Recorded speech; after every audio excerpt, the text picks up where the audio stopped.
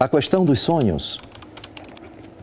Todos nós sonhamos, acordados ou inconscientes, despertos ou dormindo.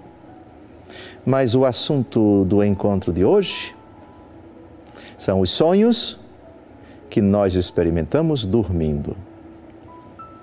Qual o significado deles? Como interpretar os sonhos? Há uma literatura no paganismo, e algumas até pseudo-cristãs, que pretende interpretar os sonhos, apresentar supostos critérios de interpretação para os sonhos. Existe uma regra clara? Existem critérios seguros para interpretar os sonhos? Você já sonhou e acordou incomodado com um sonho?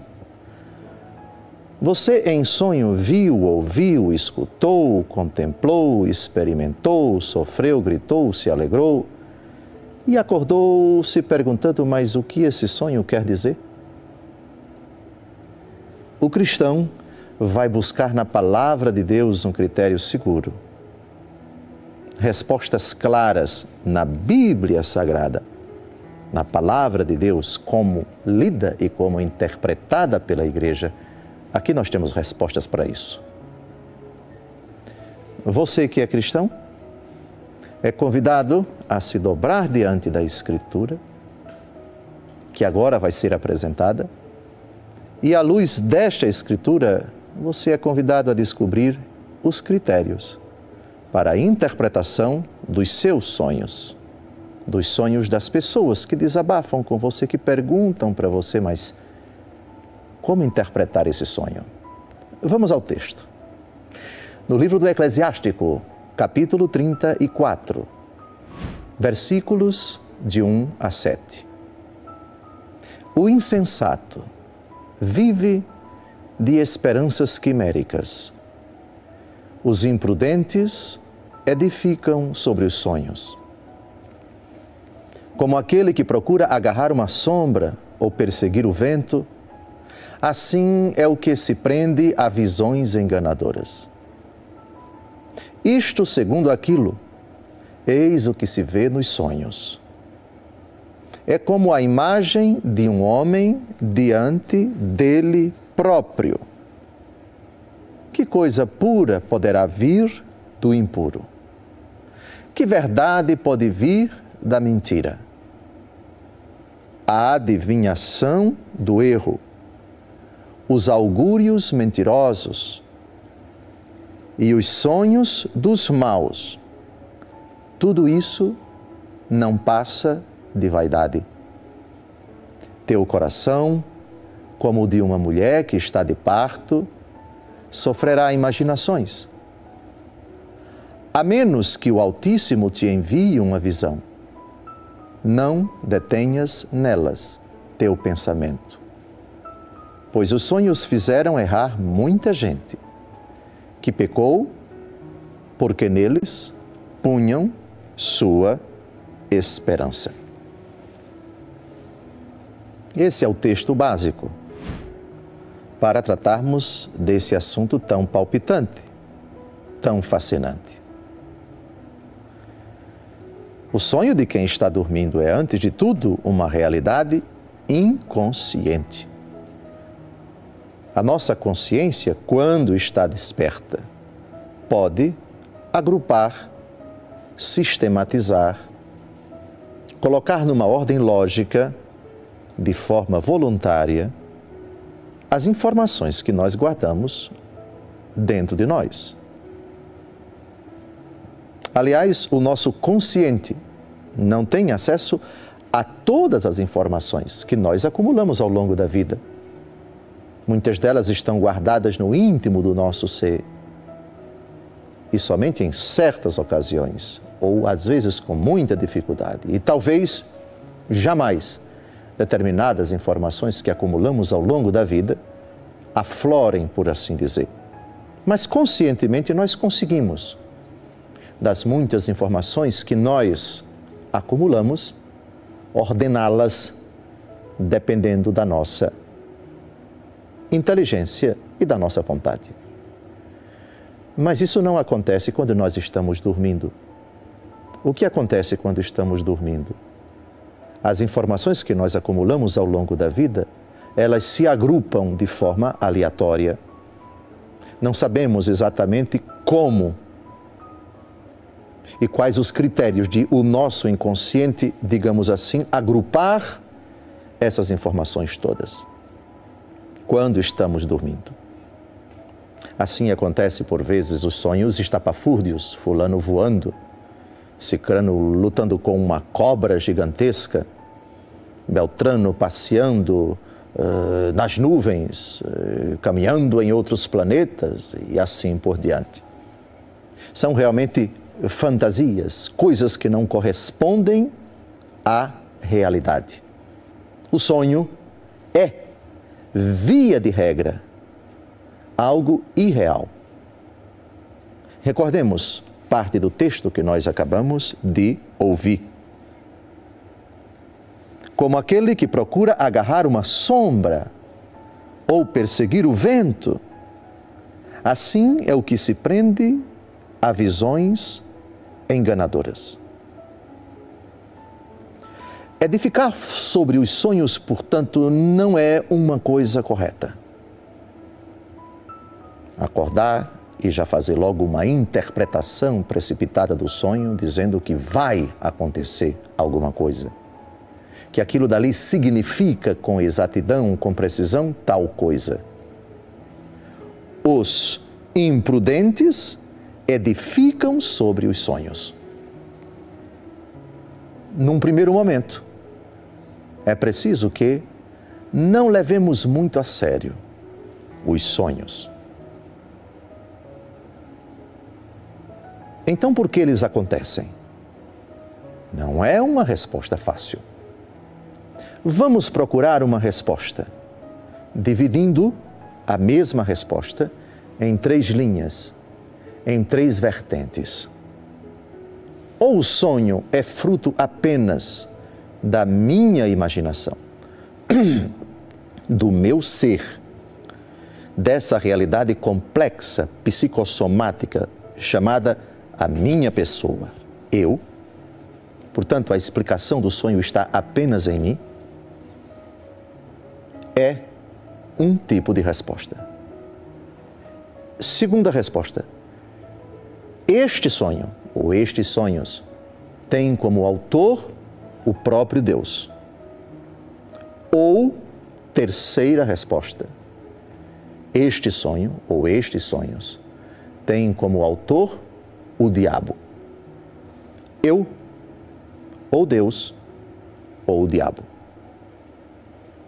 Deus pode se utilizar dos sonhos para nos falar? Pode. O diabo pode se utilizar dos sonhos para se comunicar conosco, para nos iludir, para nos enganar? Pode. Vocês repararam bem? O texto, de novo Eclesiástico, capítulo 34, versículo 6, a menos que o Altíssimo te envie uma visão, não detenhas nelas teu pensamento.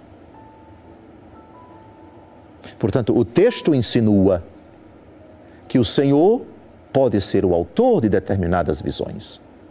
Não somente quando estamos conscientes, os êxtases, as visões de quem está acordado, as visões em Fátima, as visões em Lourdes, os videntes, os pastorinhos em Fátima, Santa Bernadette, em Lourdes. Não, aí todos acordados. Mas também visões acontecem naqueles que estão dormindo. A menos que o Altíssimo te envie uma visão. Não detenhas nelas teu pensamento. Ou seja, não leve a sério. Vamos então à primeira categoria de respostas. Os sonhos são iniciativa de Deus. Deus pode se utilizar de sonhos. Mas quando é que nós sabemos com exatidão que aquele sonho teve como autor Deus? Há uma personagem no Novo Testamento que não diz uma única palavra. São José. Deus se revelou várias vezes a ele em sonhos. Não temas tomar Maria por tua esposa, disse um anjo em sonhos. Segundo sonho, levanta-te, toma a tua mulher e o menino e foge para o Egito. Lá no Egito, de novo em sonhos, o Senhor aparece a José, volta para a terra, porque já não existe mais aquele que queria matar o menino. José, objeto da bondade de Deus que se dirige a ele pelos sonhos. Mas concretamente na minha vida, eu acabei de sonhar, como saber se esse sonho foi de Deus ou não? Deus não nos tira a paz. Deus não mente. Deus não engana. Deus ordinariamente é claro. Quando Ele confunde, é para confundir os pecadores. Salmo 145, versículo 9. Ele ampara a viúva e o órfão, mas confunde o caminho dos maus. Quando Deus se revela, não é para perturbar a pessoa, para tirar a paz da pessoa, para angustiar a pessoa, para enganar a pessoa. Deus não se esconde. Deus é claro na sua mensagem, ainda que não diga tudo no primeiro sonho, mas se encarrega de dizer isso no segundo ou no terceiro ou em outras ocasiões. Deus não tira a nossa paz. As mensagens de Deus são de paz. Deus não nos leva a pecar. Deus não nos fala para vingar-se, para mentir, para cometer qualquer tipo de pecado. Deus é claro, Deus é a verdade. Deus nos quer santos. As mensagens de Deus não são confusas. E se Ele não é claro neste sonho, voltará a se manifestar num segundo sonho, no terceiro sonho ou em outras ocasiões. Não é difícil você descobrir se é Deus que está falando para você naquele sonho. A mensagem, o contexto e aquilo que a mensagem produz em você ou nos outros, se você foi chamado a transmitir uma mensagem aos outros. Mensagem que há de ser inserida no contexto da santificação, da mudança de vida, nos valores que estão impregnados no Evangelho. A mensagem que ele dirige, se é somente para você ou é para os outros. Pensemos as mensagens de Fátima, pensemos as visões que Santa Bernadette teve em Lourdes e tantos outros videntes, objetos de visões, de aparições de nosso Senhor Jesus Cristo. Acordados ou dormindo. A menos que o Altíssimo te envie uma visão, não detenhas nelas teu pensamento. Agora, vejamos o contrário. Naquele sonho, você foi convidado a pecar. Foi convidado a odiar, a não perdoar, a matar, a roubar, a cometer impurezas, sonhos lascivos, sonhos imorais. Se aquele sonho tirou a sua paz, levou você a se afastar de Deus, se naquele sonho a mensagem é claramente contrária ao Evangelho, é uma mensagem de desespero, não de esperança, de ceticismo, não de fé, de ódio, não de caridade. Se aquela mensagem perturba, angustia, amargura você, há certos indícios aí de que estamos talvez diante de uma investida diabólica. Vários santos foram perturbados, angustiados, açoitados, provocados pelo próprio inimigo.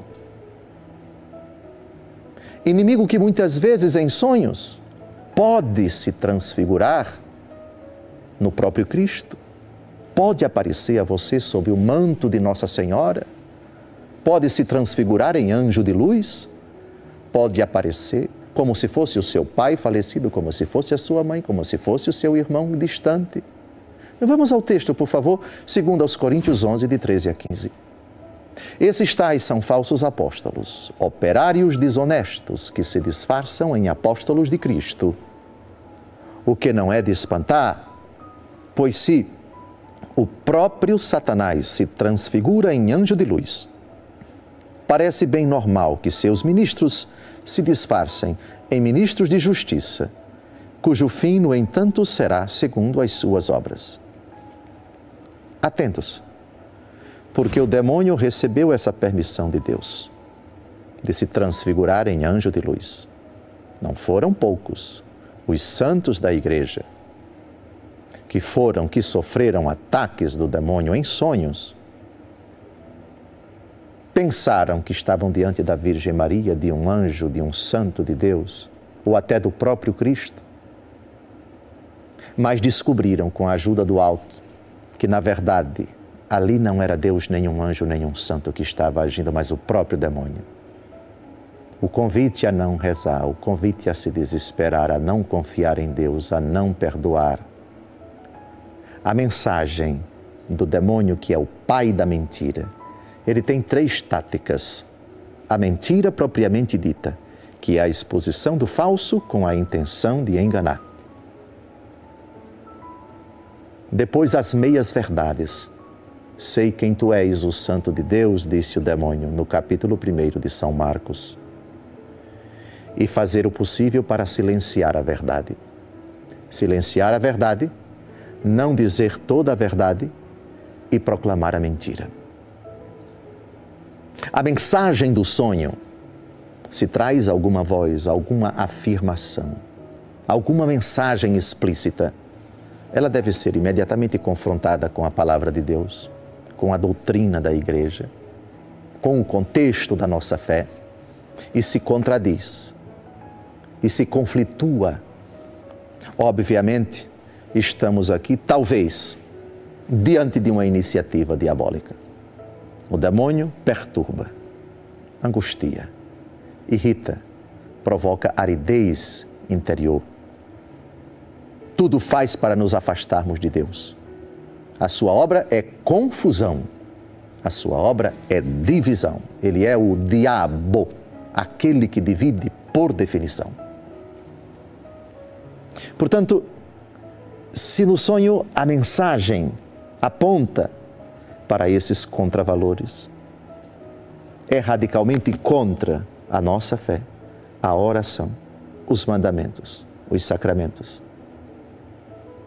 Talvez estamos aí diante de uma iniciativa diabólica. É muito importante também que esses sonhos, as pessoas que experimentam esses sonhos perturbadores, cuja mensagem é lasciva, cuja mensagem é contrária ao Evangelho, que despertos façam um exame de consciência sobre sua própria vida consciente, sua própria vida desperta, sua própria vida acordada. Com quem você está andando, que práticas você está assumindo, que atitudes, que comportamentos você vem levando. Não se pode esperar de uma pessoa que frequenta lugares imorais que elas sonhem com as 5 chagas de nosso Senhor Jesus Cristo.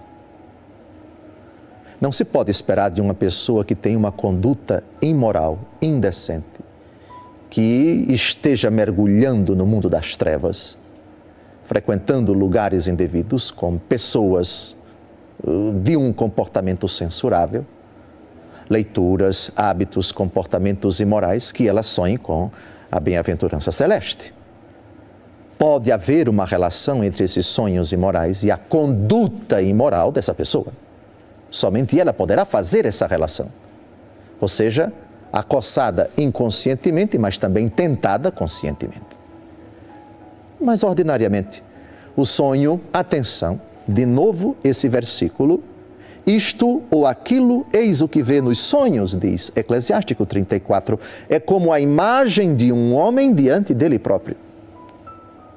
Via de regra, o sonho traduz inconscientemente a vida da pessoa conscientemente. Uma mulher que é oprimida, que é agredida, cuja liberdade é tolhida dentro de casa. O seu marido a faz sofrer tremendamente. E ela ultimamente está sonhando, voando. Um sonho, um absurdo, uma fantasia.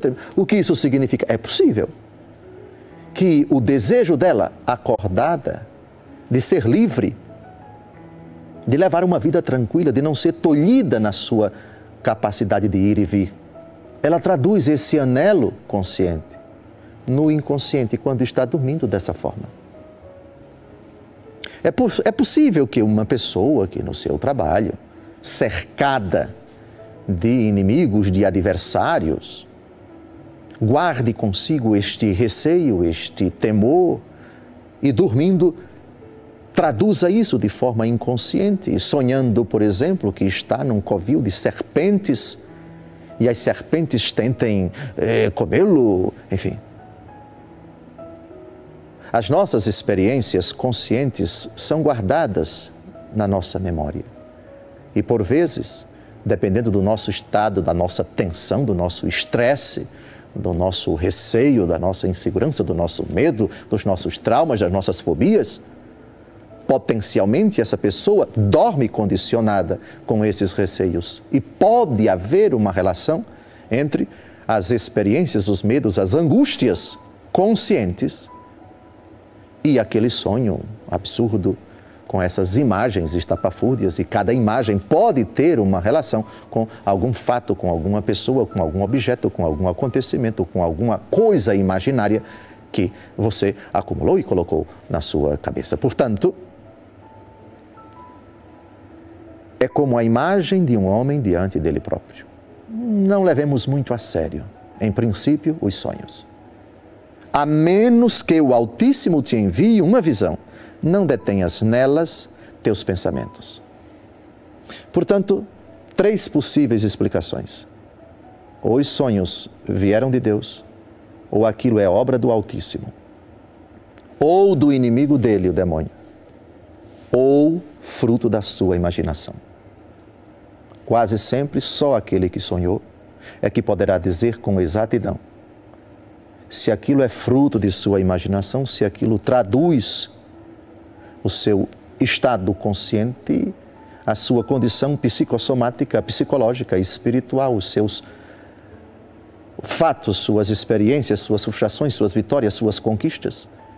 E houve uma transposição destas realidades para o mundo do inconsciente. Portanto, não leve muito a sério isto.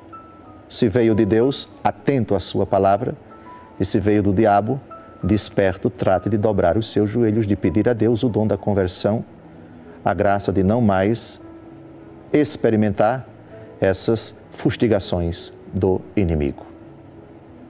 Deus seja louvado pelos sonhos quando vêm dele. Deus nos ajude a não levar muito a sério os sonhos quando são fruto de nossa imaginação. Deus nos ajude a colocar os sonhos que nós experimentamos quando estamos dormindo no seu devido lugar.